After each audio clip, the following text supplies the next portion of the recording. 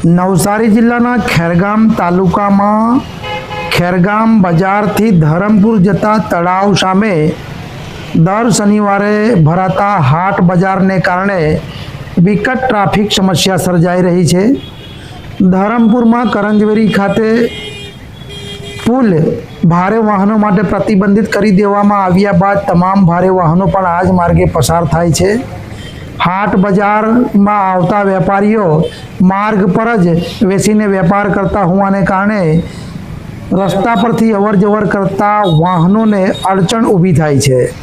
ભારે વાહનો પસાર થઈ ન શકતા હોવાને કારણે ભારે ટ્રાફિક સર્જાય છે।